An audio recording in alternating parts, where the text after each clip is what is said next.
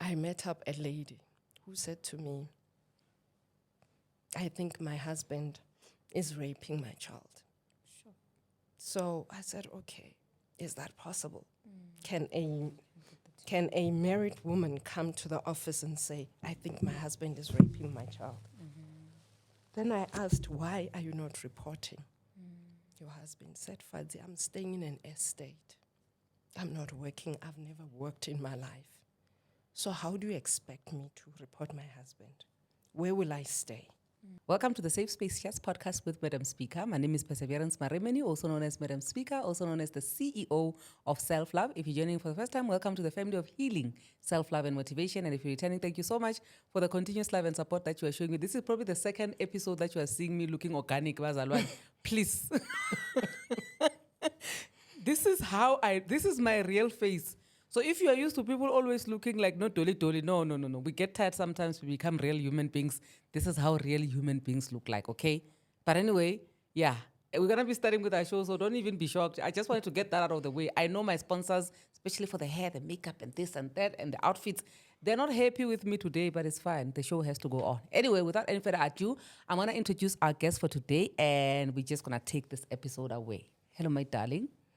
Good evening, Madam Speaker and the listeners. How are you doing? I'm still perfect, and yourself? When you are perfection, me, I'm just actually like, wow. Please introduce yourself to the people, your name, and tell us where you're coming from. Thank you, Ndoliwu. My name is Fadzi, Patricia. I'm originally from Limpopo. I was born in Musina, a very small town with one road, and obviously one tar road. N1.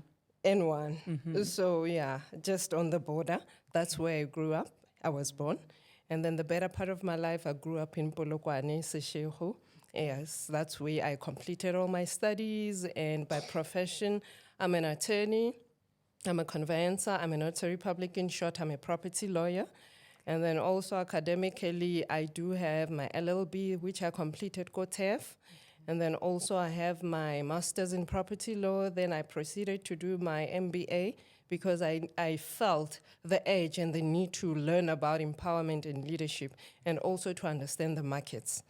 Then I know I'm an all-rounder. So currently I'm busy doing my PhD in law. So the last one, I would say, I've decided to embark on a very exciting journey just to get in touch with my younger self as a little girl. I entered the pageant, Mrs. Universe. So I made it through from the semi-finalist to the top 10, being a finalist currently.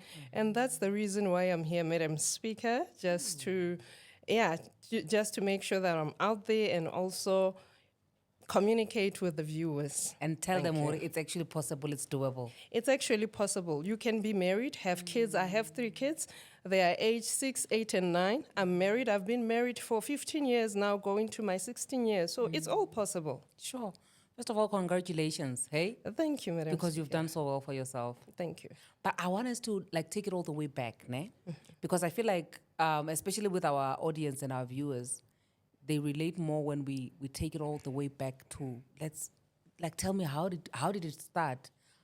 Unpack it. And then up until where you are now, because obviously it can't just be smooth, like whoops. Yes. So I just want you to take me through just the transitioning between Messina and Seshego and just life in these 2 areas. Okay.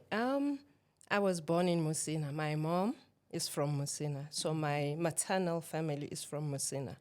So I was born there. Mama Holu stays there, and so I was born there, and then my mom was working in Polokwane, married to Ntate Lidwaba. That's why I'm using the surname. I'm double barrel, Lidwaba Mamecha. So yeah, I grew up in Polokwane. I grew up in a very loving family. My mom and my dad were working together. Growing up, I didn't see the difference. I would see my dad washing my school uniform and actually ironing it. They were interchanging between her and my dad. So it's either the other one was cleaning, the other one was ironing, or the other one was cooking and the other one was cleaning. So for me, it was normal. There was no gender-related functions in the house. So that's how I grew up.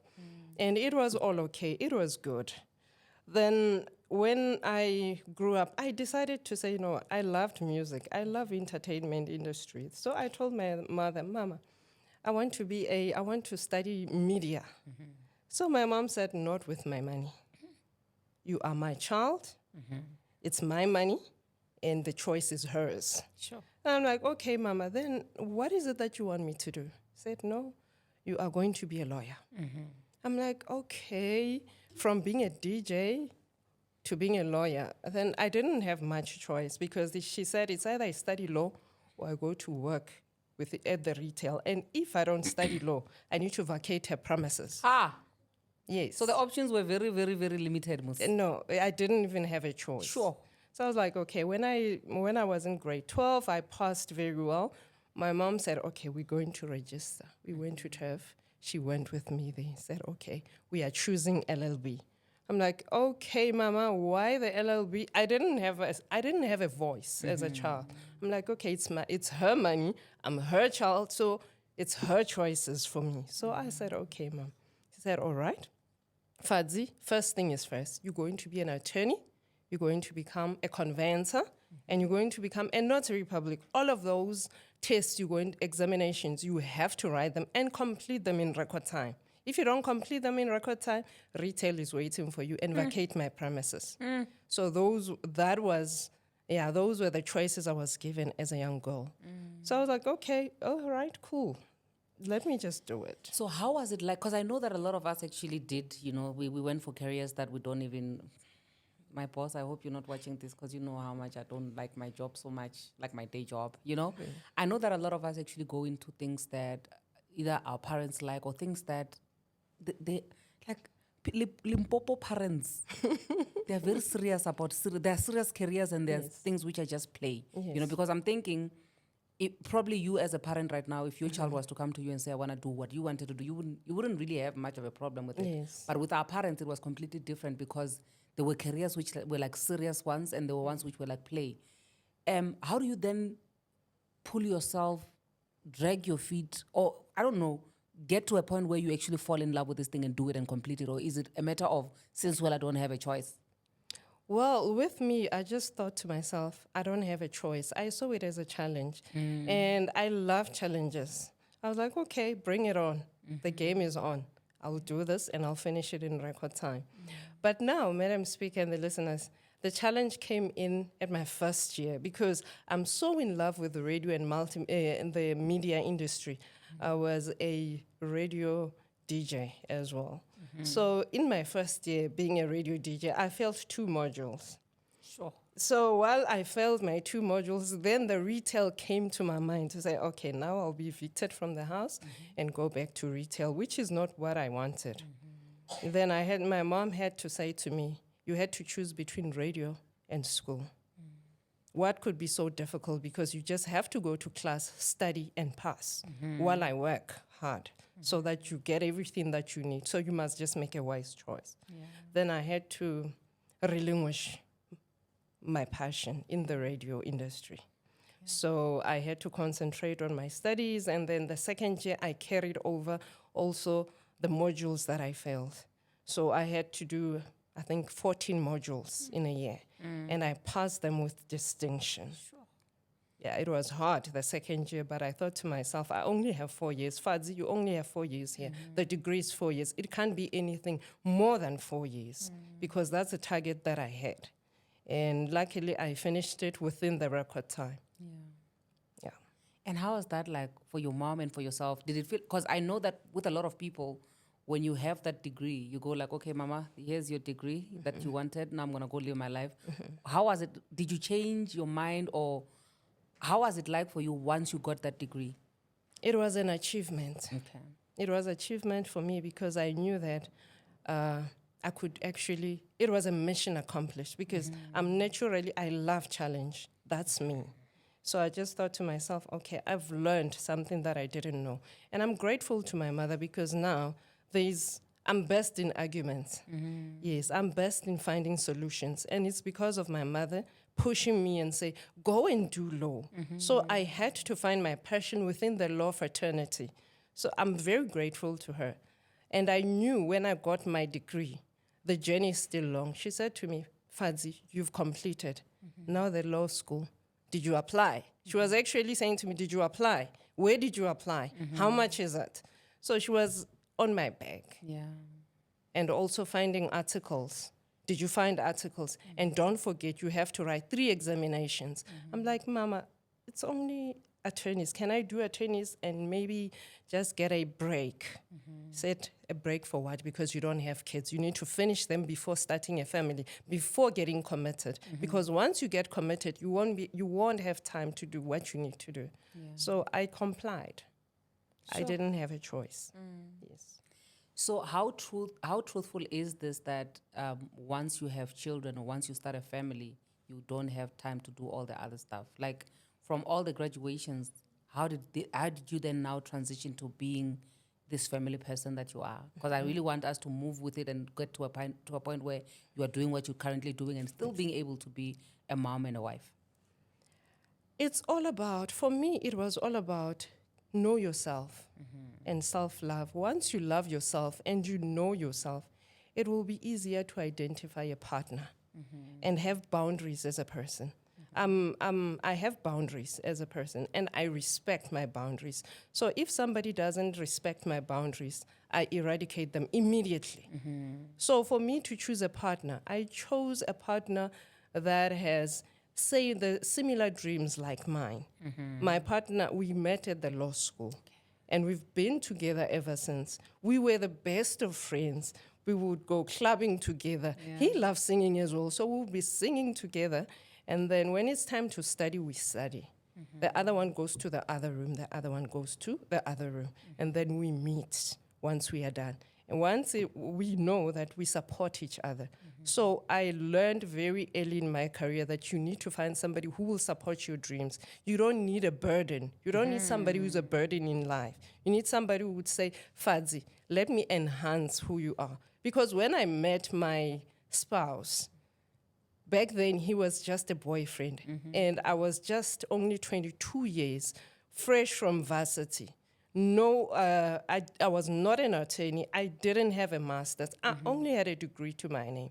So I can say I've transformed and grew with him in this journey of life and academia. Yeah.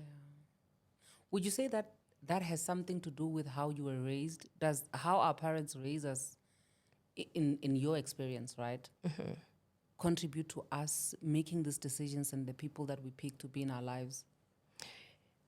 It plays a crucial role because I grew up in a family where my parents were very strict.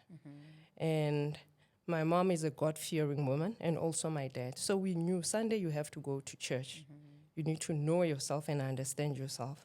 Whenever I was growing up, I would say, Mama, I need to go to the movies and also be chill with my friends. My mom would say, Ba binana, your friends. I'm like, okay. So I would go to school Monday to Friday. Since grade 2, I was having extra classes. Saturdays was for school until 3 o'clock. And then after 3 o'clock, it's church training up until 5 o'clock. Sunday, I go to church, I come back. That was my life. Sure. So I didn't have a chance to go out and play with other kids because I would only maybe once in a while during school holidays, I would do that. Then whenever I would say, Mama, I need to go and hang out with my friends. So I need to justify whether they are dancing or not. So if they are not dancing, then I have to concentrate on my books and what is it that I want. And how has, because I believe that with how our parents parent, right? There are things that we take and there are things that we chuck away, right, when it comes to us parenting. I was telling a friend of mine the other day that there's one thing that my dad drilled in my head so much, and that is not missing school. Like literally, he would always say that because he was a teacher, right? Yes. He'd say that you should only miss school when you're dead, you know, or when you're admitted in a hospital. For as long as you can still walk, we can go to the doctor, come back, and then you must still go to school. And there are certain things also that for me, I'd be like, no, this one, this man was too strict for me. I want to be I want to be a soft parent, you know?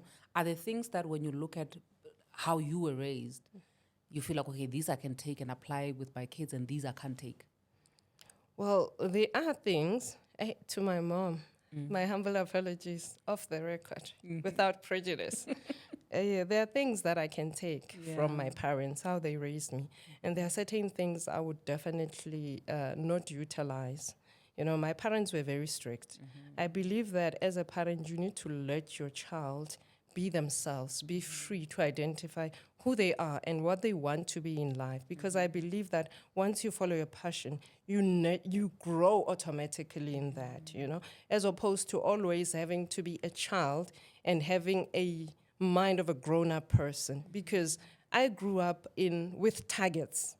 I grew up having targets to say Monday to Friday, it's school.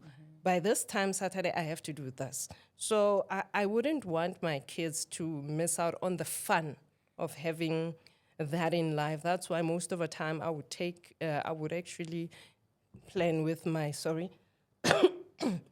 with my spouse, then we'd take the kids to the holiday, and once in a while I would say, hey, you know what, rakgadi sala le bana. Then I would go groove with my husband, because being a DJ and loving music, it's in me. So I would say, babe, let's go. Then my youngest child would say, Mama, why are you calling daddy babe? Because a baby, it's me. No, daddy's baby, it's my baby. So yeah. Sure. No, I agree with you on that one. I also feel like there are things I can take and there are things I can definitely chuck away. But also I'm grateful, you know, because only God knows what would have happened if they didn't raise us the way that they did. Yes. But also there's somewhere where you were saying that with what you're doing currently, it's because you wanted to bring out, you know, the child in you. Yes. With what you're doing now, we're going to get to that. Is it something that you should, maybe we should just get into it already, to say, is it something that you wish you would have done at an earlier stage when you were a child, or is it something that just became an interest now when you are older? It's something I had an interest in from when I was a child, like maybe 5-6 years.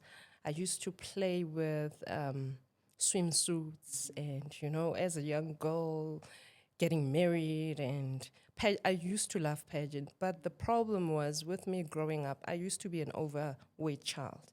I think when I was in my teens, I was wearing a size 38 to 40. So I grew up as an overweight child. And you know the society, when you are overweight, you are overlooked. So my strength would be much more on my intelligence in class than actually following my dreams. And I didn't have that support where somebody said, Fadzi, your passion is in the media industry. Let me train you how to utilize it and how to best lose the weight or feel comfortable in your own skin. So growing up, I felt that inferiority complex when it comes to my body and feeling comfortable in your own skin. So that was the part I ignored for a long time. And that's why I learned to love and nurture it and also work on it. And people don't understand that as a woman, feeling good in your own skin, it takes time. It's a journey. So that's why... The bodies change a lot. Yes, your body changes a lot. So that was a part that I hid for the longest time. That's why now most of the time people be like, Fadzi, were you really overweight? Yes, I was overweight. And after having my third child, I think I was wearing size 44. That's how big I was. And I didn't like how I was feeling. I was literally saying, you know what, I'm an animal. That's how I felt like. I felt like a hippopotamus. And whenever I went to the stores, I didn't want to fit the clothes because I felt depressed about my weight. And I felt I needed to do something. And at that point, there is a friend of mine who said, Fadzi, you need to do something about your weight because you'll end up being a pretty face. Those words stuck into my mind till today.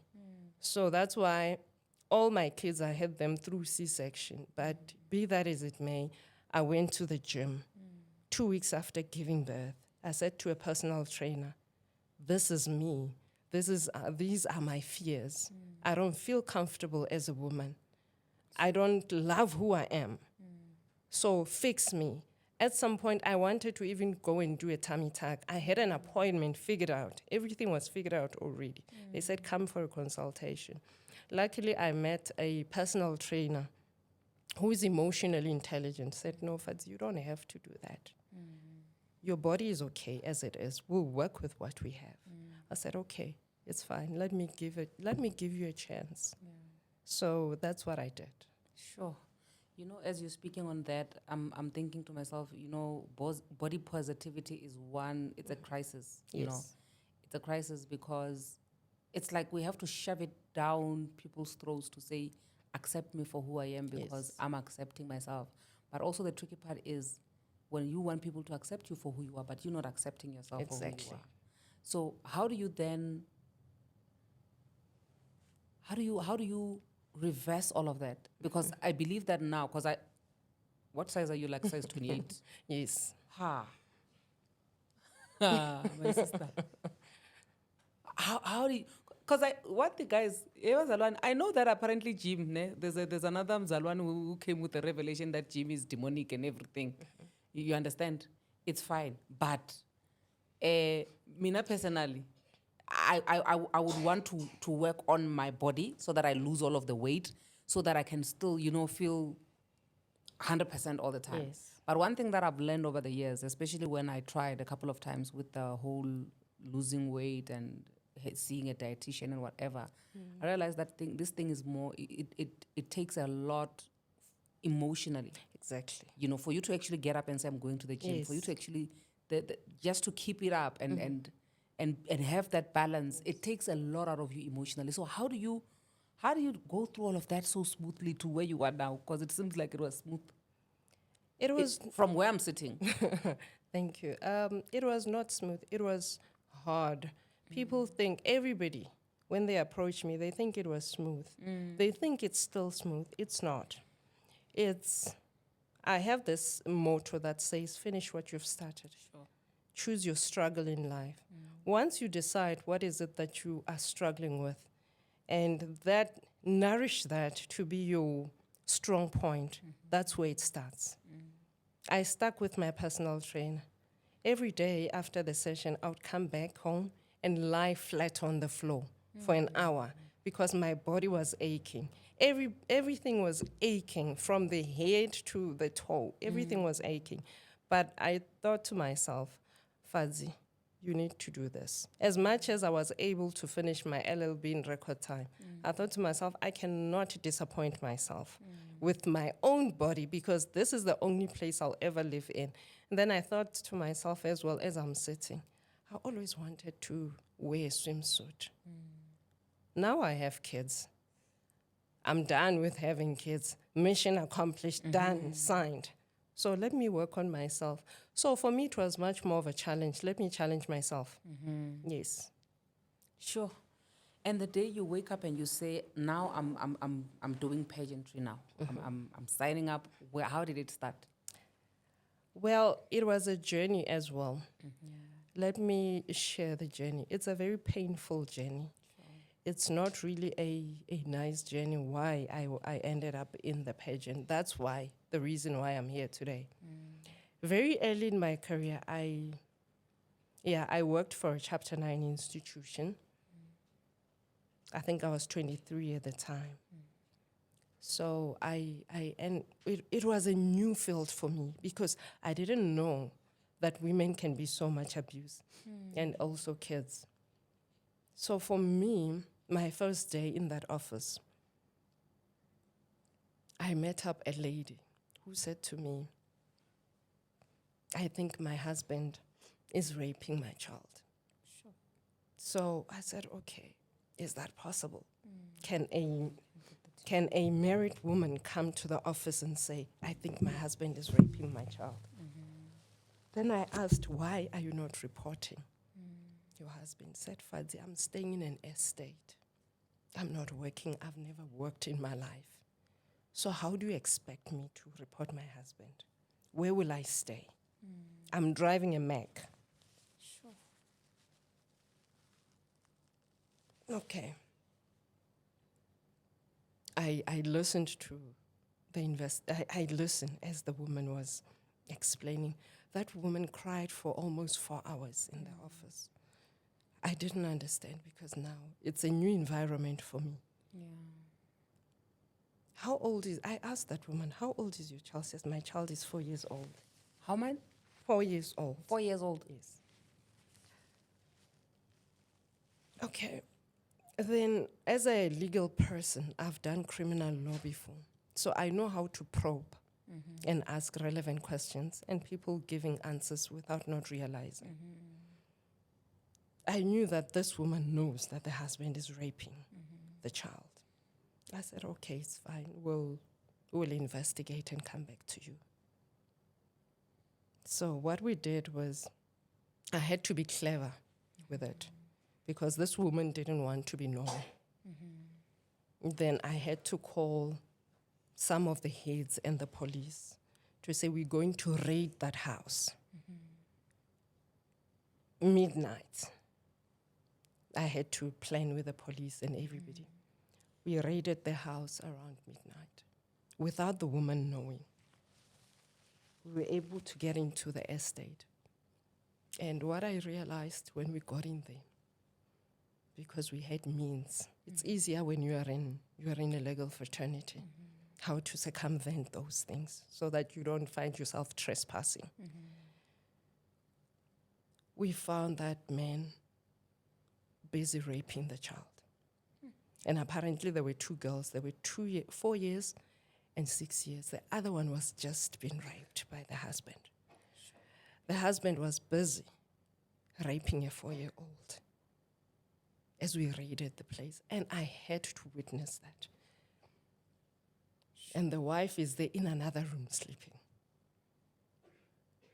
And then I saw its reality at its best. The 4-year-old, you could see that this child hasn't bathed in I don't know how long. The dress he was wearing, I remember vividly.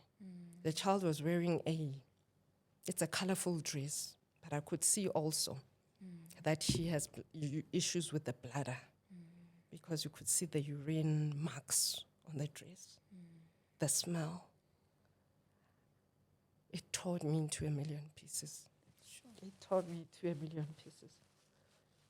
So then that night, I took a decision. I went home. Then I used to talk to my boyfriend, my husband now. I said, you know what?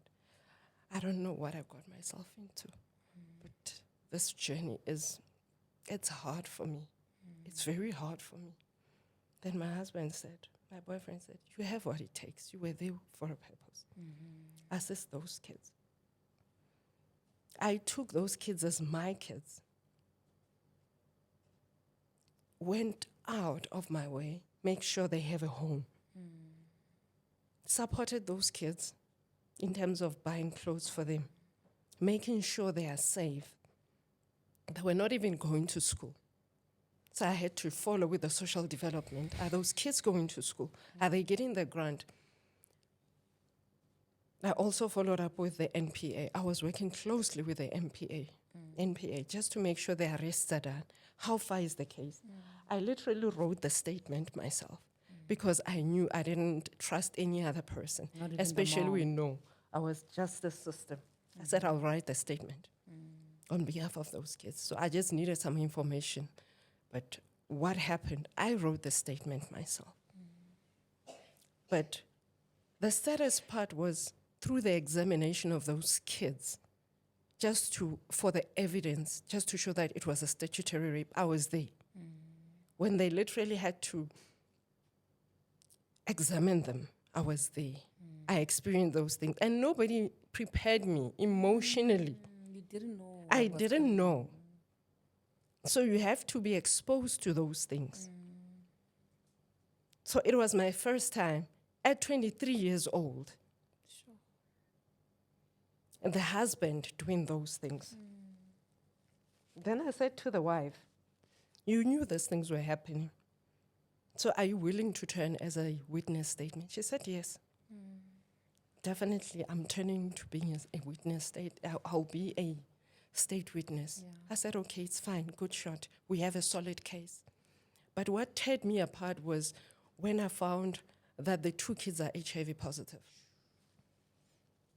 That turned me into a million pieces, into something else that I don't know. I even had to seek counseling because I was not coping. Because in the office, I have to be a legal person. I cannot break down. Sure. So I had to now find out from them, are you giving them medication? Because those kids are supposed to be going to creche. They're supposed to be playing, not taking medication. They were born HIV negative. Now they are positive just because of their father. And their mother is there. I'm just wondering if they are positive, what's happening in that family? A whole lot of things came through. I said to my boyfriend, at some point, I didn't even want a boyfriend close to me because I needed to digest what was happening. I needed to find my niche. So I did that. We managed to work with the NPA, the prosecutors. The trial was moved. Everything was fine. The statements, the evidence was there. Then there comes the wife, the complainant at the time. The complainant changed in the witness box. She said to me, I don't know what you guys are talking about. She wrote a statement. She said, I don't know what you guys are talking about. My husband is a pastor. My husband will never rape his kids. I felt like I was in a movie. I felt like I was in a movie. This woman said, yes, I'm standing up for my kids. On the 11th hour, I said, no, I don't know what you mean. I never came to you and complained. Remember, she signed a form. She even wrote a statement. Now she doesn't know. She supports the husband. Those kids are there alone. Nobody's supporting them. The mother doesn't want them anymore. The father doesn't know anything. He's there. But we were able to push through the case, and the man was convicted. And the woman then after that? The woman after that, she went back home. I think the house was sold because the man was eventually convicted. She was not working, so she had to sell the house. She came back to me in the office and said, can you please assist me because the bank is after me with the liabilities and so forth. So I referred her to say, you need to sell the house, you need to do this and that. And till today, I'm still in contact with the kids. They're still in the place of safety. The mother doesn't want those kids. They're still taking medication. I moved provinces then to Gauteng, but I'm still in contact with those kids. The wife married again. When she married again, she came to the office. Said, Fadzi, my husband is abusing me. I was like, now the new husband? Yes, the new husband. I was like, okay, my apologies, but I didn't have that. Yeah. I couldn't feel her pain anymore because of she deserted those kids. And then I made sure that every month I visit those kids. And I knew those kids, they don't have the motherly love. Sure. So he says, no, the husband is abusing me. I said, okay, so what do you want me to do? He said, in Swati, tell him that I love him, that he must give me money. Ivana. Yes. I was like, okay, am I dreaming? I said, where is the husband working? He said, Angate. Huh? Yes. This woman has never been stable. She's not stable. No, I don't know. Then I said, why are you not leaving the marriage or reporting for domestic violence? He said to me, where will I go? I said, okay. A few months passed, I didn't see her. She came back to the office. And now, she said, no, I was in a hospital. Now she has a stroke, the whole side is not working. I'm like, what happened? She said, no, we were fighting because my husband didn't come home for a month. For a month? Yes. And as they were busy fighting, I think she took a gun and hit her on her head. So she had a stroke. Yeah. Sure. That's terrible. So, Madam Speaker, that's why I'm here today. I've experienced a lot of cases wherein I was personally involved. Not only that, there was another case. A husband was literally raping a 4-month-old, a 3-month to a 4-month-old. And I'm talking about a high-profile, educated person, a husband, raping a newly born baby. And it touches me. In short, I would say, women need support out there. Women need support out there. Me as a legal person, there's that confidentiality that closes me. I cannot talk. I cannot go out there and say, your husband changed their will and you still stay in a domestic violence relationship or marriage, or even marital rape. You can see that marital rape is happening, but a person is staying because they are not independent. They don't know empowerment. So I would ask myself, what's wrong with us women? Where is the love? Why are we doing what we are doing? I've experienced so much. So the reason why I entered the competition today is one of the core functions. As I was reading in my office, I read what they need somebody who's a gender activist, somebody who understands domestic violence, somebody who will be out there talking to women how to best empower themselves. And I felt when I was looking at it, it was talking to me because I've seen so much. And I can tell you, most women, they are saying women are not breaking the silence. Women are breaking the silence, but the independence is a problem. Our justice system, I'm in the legal fraternity, and I can promise you with all the cases that I've held, I had to push. And that's why most people, they will tell you Fadzi doesn't have a conscience. Fadzi is very direct. I'm very direct because I want results. And whatever I touch, it has to come through. I need to see performance outcomes. I'll be like, okay, here's a case. So where are we going from here? How will this victim be held responsible? Or how will this victim be assisted? So that's what I want to see. Then that's why I entered the competition. Oh, my sister, I'm going to ask you something that a lot of people actually ask me. How do you do it? And they say this every time after they've watched a podcast episode, which is which takes a lot out of us emotionally in the studio. Like all of us in here would be crying and praying and hugging and all these things.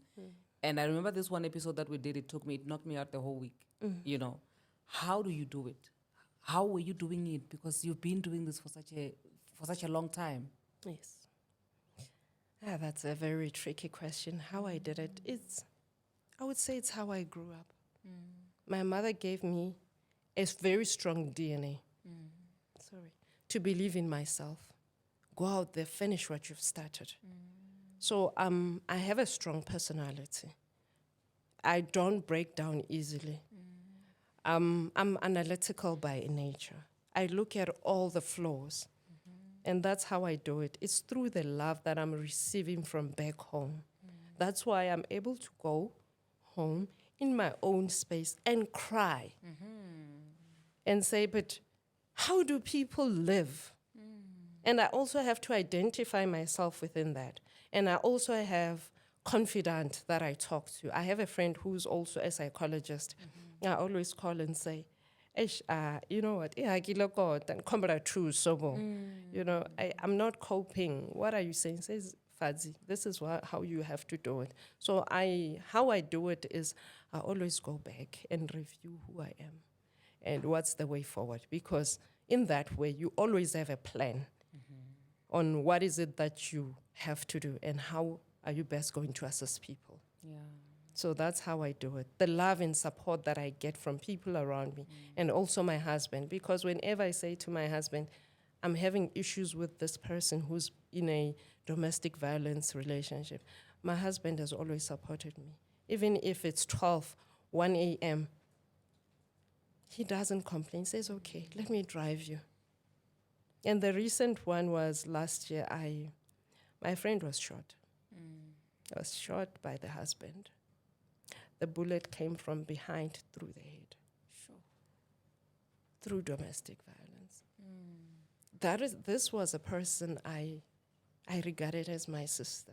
We shared pregnancy, ups and downs. You know, as a woman, how pregnancy is. I would literally stop my car, vomit, and continue with the journey. So when my friend was killed, and that time she was driving to me. Sure. She was shot while driving from the back. I cried. My tears, I would cry just effortlessly. And what hurt me the most is she also has kids the same age as mine. Even today, I'm still asking myself, what happened to those kids? What's supposed to happen to those kids? But I know God is there, and I know the love is there. The grandparents are there. Those kids will grow up. So that's why I'm here, Madam Speaker, today to say, you know what, as women, we go through a lot. Women go through a lot, and they don't speak up until it's late. So we really need to support each other, fix each other's crowns. When one woman is down, don't leave it until the last minute. Go there, ask them, how is it that we can assist you before it's too late? Because I've dealt with those cases. I'm still dealing with them. It's very difficult, especially in marriages. Women can't say no. Women can't say, you know what, you are abusing me. Why, as women, can't you say to your husband, this is an abuse? Until it's too late. Why do we have to depend on men? A marriage, we need to go back and define what is a marriage and a relationship. Because for me, a relationship is about enhancing me as a person. You need to take me where I am so that I take you to where you want to be. But it's not happening in most of the marriages. As you correctly put it, also in churches, people go there. I've been in church. I would go to church. And then you get a pastor say, you know, I think I love you. And there, me being a gender activist, I would tell the pastor where to get off, you know. So as women, we need to stand together. We need to fix each other's crowns. We need to choose our struggle. So that's who I am. Sis, you know, I'm actually realizing that the more work we do, because obviously we are kind of like in the same work, you know, same work of activism. I feel like the more we think we're doing work, the more we realize that we're unlocking other levels. There's still other levels to be unlocked. We still have a long way to go. What would you say that needs to, what do you think that we need to be doing now? Say, like with the type of work that you're doing, what do you feel like we need to be doing as women to help so that it makes your job a bit easier? I would say, let's not be ignorant. As much as we want to break the silence, let's educate ourselves. The justice system is there to make life easier. Don't leave it to the justice system and say, run with it. Have the guts to say, look, I'm a victim. Assist me. I need assistance. That's why the justice system is there. Those people are enablers. You need to be an executor. Because as long as you are not an executor, you will not get the assistance that you need. That's why the justice system is there. Make it work for you. And as women, we have a pull-down syndrome. I don't understand where that comes from. I almost lost my career because of women. So I can attest to that. We don't support each other. If I'm seeing Madam Speaker progressing, I'm thinking, how am I best going to pull her down so that people don't like her? Instead, I should be saying, how can we collaborate and ensure that we empower women? Women, we are leaders. They say imbogoto, but imbogotos, we need to support each other. We need to empower each other. Then it comes back to what is empowerment and independence? We can't always say independence. As much as you can write it, can we execute it? Because I've seen execution is a problem. I think I once read somewhere where somebody was saying that we as women, we speak about self-love and men act on it. Exactly. We spend so much time gathering together speaking about, hey, let's be independent and love ourselves. And we are all talk, but no action. Yes. And that's what hurts me the most.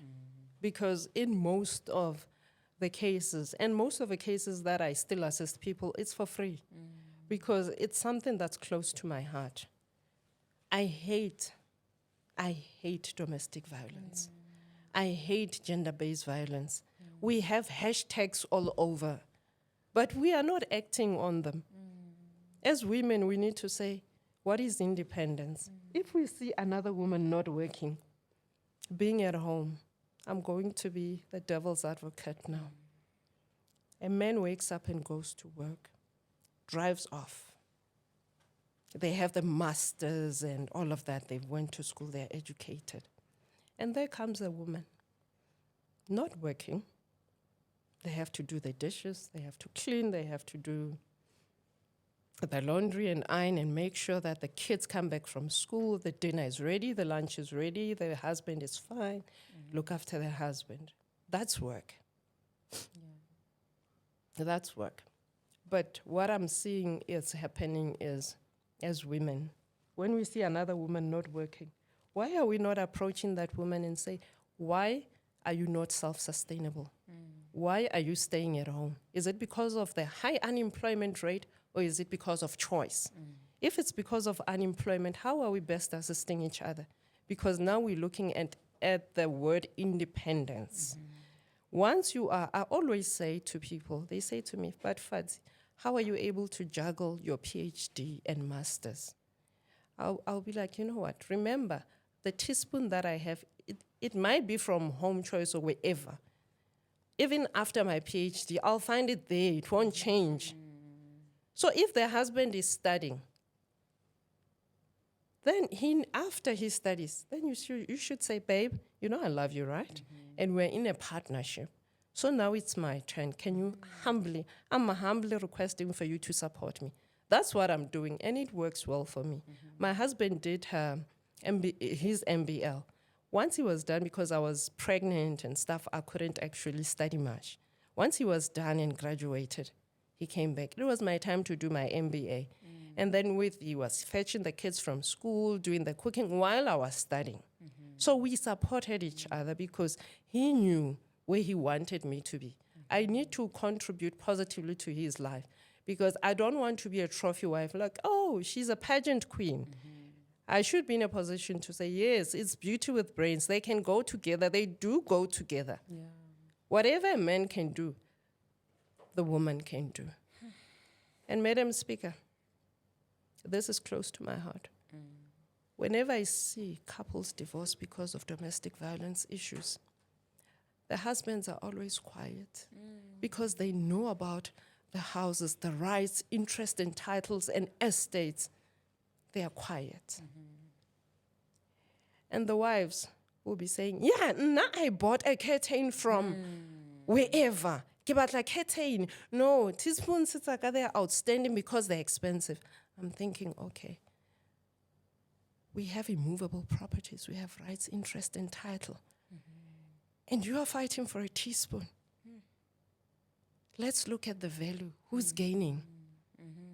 And I'm there. I have to be independent. I cannot say to that woman, did you review your statement before you talk? Post-divorce, who will benefit more? So most of the time, even in divorces, I always have to find a way to support women. If I could tell you the decree of divorces that I had to change even now for free, changing for women just because of, I just need them to keep the homes because they have minor kids. It's alarming. Sure. And I'm thinking, women, this is breaking my heart. What are we concentrating on? Let's get that right. Sure.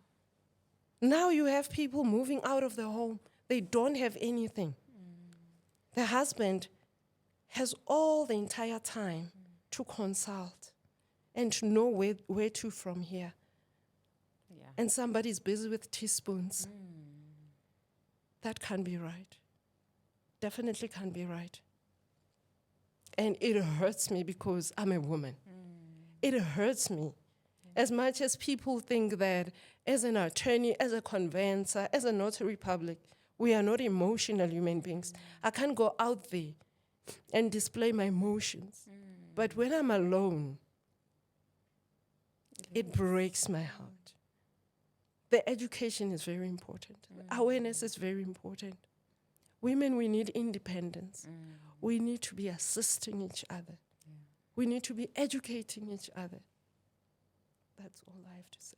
Sure, my sister. I can feel, Uri, you are really pouring from your heart, and I'm hoping that this is going to educate the young and old, to say that in as much as people may think that when you are there to assist them, you're just doing it because it's your job, it actually does affect you as well. And you pour your heart into what you do because you care for the people that are walking into your office, Yes. And yeah, I really thank God for people like you. We really are doing the Lord's work and being able to come forward and also just share. Yes.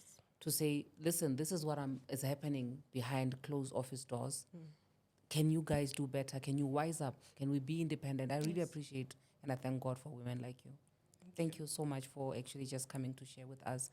In closing, because obviously we are running out of time, so we have to wrap up.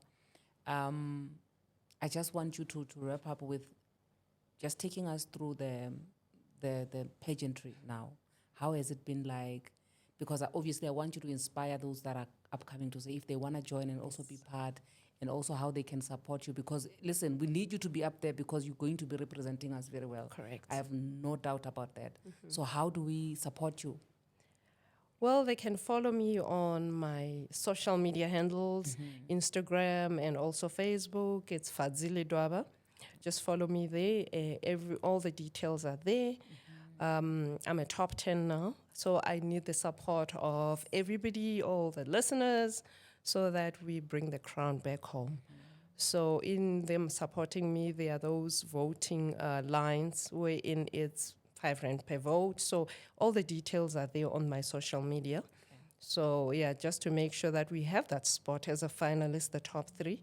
So I'm very confident that we'll bring it back home so that it works for our women, but also not forgetting the girl child and also the boy child, because we are raising boy kids as well. So we need to also try to find those resolutions to say, as much as we have victims, we need to rehabilitate also families. We need to be advocating for love and support. Yeah, so people can just follow me there. The finalists will be in February next year. So I'm on a mission. I'll be out there. I'll be out and about. So support me, love me, suggestions, guidance. I'm open. I'm a public figure, so I need the support and the guidance. Yeah, that's what we need so that we bring the crown home, because this is Mrs. Universe. It shows that we are women, we have kids, we have responsibilities, and you can still be beautiful, still lose weight the way you want to, and still have a personal trainer, still love, and still look at what is it that you want to achieve as a young girl. So what I'm doing about this is I just want to support women out there. Let's love ourselves. Let's be joyful. Like the Madam Speaker, I follow you most of the time. So I love how you carry yourself and portray yourself. You are a very free-spirited person. So I love that about you, original. So that's what we need, the independence, the freedom of speech when you talk, and your conversations, they speak to most of the women. So most of the time when I'm looking at them, I'm like, yes, you're hitting the right note. Yeah. You're hitting the right note. So I'm just hoping our women, let's be out there, women. Please, get out of your comfort zone. Let's go out there. Let's look beautiful. Let's support each other. Let's fix each other's crowns. Please support me as we're walking through the journey, because this journey, it's not my journey. It's our journey. Yes. It's a teamwork journey. So let's bring the crown home. Let's knock on the right doors and say, guys, we need sponsors. These sponsors, they need to come and support us as women. I said in my interview, independence. We need to now action. What is independence? When we go out there, when we advertise ourselves out there, we need to be advocating for that. Hashtag ML Lamusadi. Yes. Hashtag ML Lamusadi. Yes. You know, I was saying I think we've had 2 guests who were doing beauty pageants, right? Yes. who came here, and I was saying to them that because I've had a chance of actually being a judge on one of the beauty pageants before, I realized the amount of work that actually goes into it. It's not just about you being beautiful and standing on the stage. It's more about what you are actually standing for as a person. To say, in as much as I want to be a beauty queen, but behind me being a beauty queen, I really just want to impact, my community in a positive way. Correct. Or even impact the universe in a positive way. So I'm really rooting for you, and we are here. We're going to be voting because we know you winning means we are all winning, because everybody, women are going to benefit from you winning. And all the best, all the best, all the best, my darling. I wish you all the best. Thanks I'm a with you. million. We're going to definitely, Bazalwan, we're going to vote because we need to bring it home so that we can support, women can get as much support as they can. We have to wrap it up for tonight. Shout out, ne? I must do my shout outs, ne? Guys, fella, this is the second time I'm forgetting to do shout outs, and I'm going to be fired in this house, okay? So anyway, with us closing, I just want to say a big shout out to Sand Studios, our home.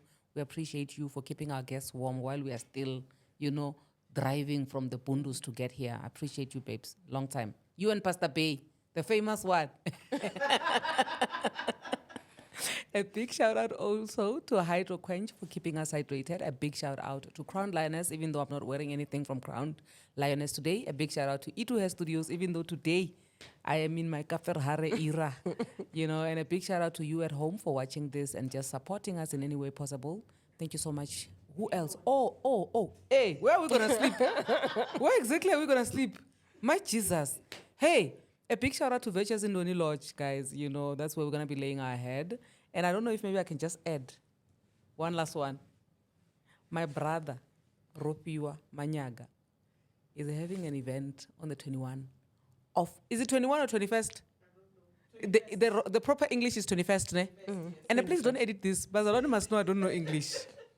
You see my brother Ropiwa Manyaga on the 21st of December, 2024. He's going to be there at Water. What do you call that place, my sister? Tell me. Give me the details. PM.